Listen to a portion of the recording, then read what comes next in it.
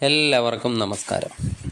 May മാസത്തിൽ ഗ്രഹഗോചരങ്ങളുടെ ഫലമായി മകയിരം അവസാനത്തെ പകുതി ഭാഗവും തിരുവാതിരയും പുണർദത്തിൻ്റെ ആദ്യത്തെ മുക്കാൽ ഭാഗവും വരുന്ന മിഥുനക്കൂറുകാർക്ക് എങ്ങനെയുണ്ട് എന്ന് നോക്കാം. ഇത് ചന്ദ്രരാശി അനുസരിച്ചുള്ള ഫലപ്രവചനമാണ്. ഓരോ വ്യക്തികളുടെയും ലഗ്നാധിപൻ്റെ ബലം, അതുപോലെ ഇപ്പോൾ നടക്കുന്ന ദശാപഹാര കാലം ഒക്കെ അനുസരിച്ചാണ് ചാരഫലത്തിൻ്റെ ഗുണദോഷങ്ങൾ ജീവിതത്തിൽ അനുഭവപ്പെടുന്നത്. മിഥുനക്കൂറുകാരുടെ തൊഴിൽ സ്ഥിതി നോക്കിയാൽ 10ാം ഭാവാധിപൻ വ്യാഴമാണെങ്കിൽ 12ൽ നിൽക്കുന്നു. 10ാം ഭാവത്തിൽ കുജൻ, ബുധൻ, രാഹു ഒക്കെ സ്ഥിതി ചെയ്യുന്നുമുണ്ട്. രാശ്യാധിപൻ 10ൽ നിൽക്കുന്നത് കൊണ്ട് നിങ്ങൾക്ക് ജോലി ചെയ്യാൻ മനസ്സ്, ശ്രദ്ധ ഒക്കെ ഉണ്ടാകുന്നതാണ്. എന്നാൽ ജോലിയിലൊരു സ്ട്രെസ്സ് കൂടുതലായിരിക്കും. എന്തുകൊണ്ടെന്നാൽ ബുധൻ രാഹുയോഗം, അതുപോലെ കുജ രാഹുയോഗം ഒക്കെ അത്ര നല്ലതല്ല.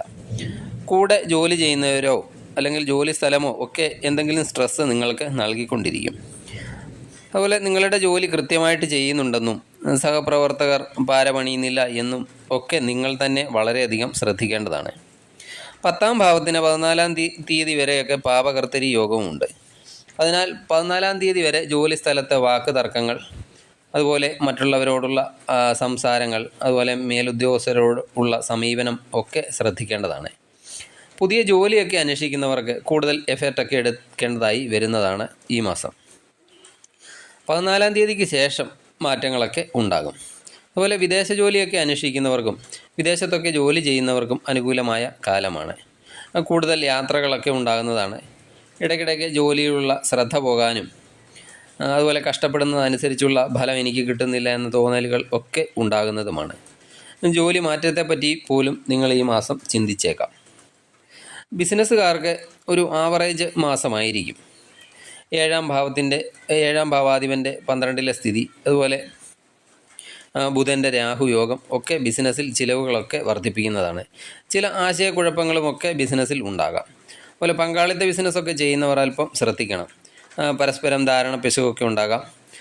11ാം തീയതിക്കൊക്കെ ശേഷം അനുകൂല മാറ്റങ്ങളൊക്കെ ഉണ്ടാകുന്നതാണ്.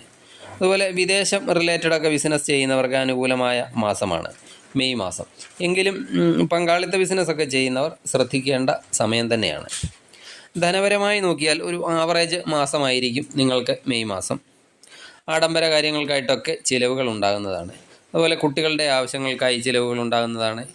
പൂർവിക സ്വത്തുക്കളൊക്കെ ലഭിക്കാനുള്ളവരാണെങ്കിൽ അത് ലഭിക്കുന്നതിനുള്ള സാധ്യതയും കാണുന്നുണ്ട്. വിദ്യാർത്ഥികളുടെ കാര്യം നോക്കിയാൽ 5ാം ഭാവാധിപൻ ശുക്രൻ 19ാം തീയതി വരെ 11ാം ഭാവത്തിലാണ്. സൂര്യനും 5ാം ഭാവത്തിലേക്കൊക്കെ ദൃഷ്ടി ചെയ്യുന്നുണ്ട്.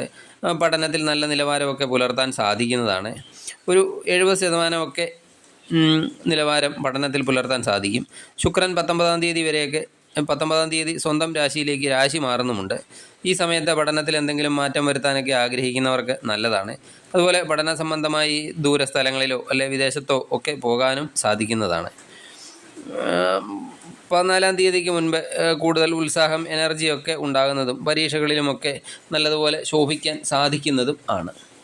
ഇനി ലവ് റിലേഷനൊക്കെ ഉള്ളവർക്ക് 5ാം ഭാവം ലവ് റിലേഷൻ്റെ ഭാവം കൂടിയാണ്. ശുക്രൻ 11ൽ നിന്നുകൊണ്ട് 5ാം ഭാവത്തിലേക്കൊക്കെ ദൃഷ്ടി ചെയ്യുന്നുണ്ട്. ഇത് ലവ് റിലേഷനൊക്കെ നല്ല രീതിയിൽ പോകും. എന്നാലും ശുക്രൻ സൂര്യൻ്റെ കൂടെയൊക്കെയാണ് നിൽക്കുന്നത്. നിങ്ങൾ ആരെയാണോ സ്നേഹിക്കുന്നത് അവരുടെ ഉള്ളിൽ അല്പം അഗ്രഷനൊക്കെ ഉണ്ടാകാം. അവരെ തന്നെ ന്യായീകരിച്ചൊക്കെ സംസാരിക്കാം. 14ാം തീയതി സൂര്യൻ രാശിയൊക്കെ മാറിക്കഴിയുമ്പോൾ ഇതെല്ലാം മാറുന്നതാണ്. കുറച്ച് ദിവസത്തേക്ക് ഇത് മാറും. വീണ്ടും 19ാം തീയതി ശുക്രൻ വീണ്ടും സൂര്യൻ്റെയും ഗുരുവിൻ്റെയും ഒക്കെ കൂടെ രാശി മാറുന്നത് വിചാരങ്ങളെയൊക്കെ ഇല്ലാതാക്കി ഒരു മാറ്റം നിങ്ങളിൽ ഉണ്ടാക്കിയേക്കാം. അതുപോലെ പരസ്പരമുള്ള സംസാരവും പെരുമാറ്റവും ഒക്കെ ഈ മാസം അല്പം ശ്രദ്ധിക്കേണ്ടതാണ്.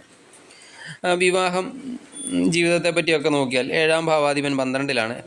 കൂടാതെ ശത്രു ക്ഷേത്രത്തിലുമാണ്. വിവാഹ ജീവിതത്തിലൊക്കെ അല്പം ശ്രദ്ധ വേണ്ട മാസമാണ്.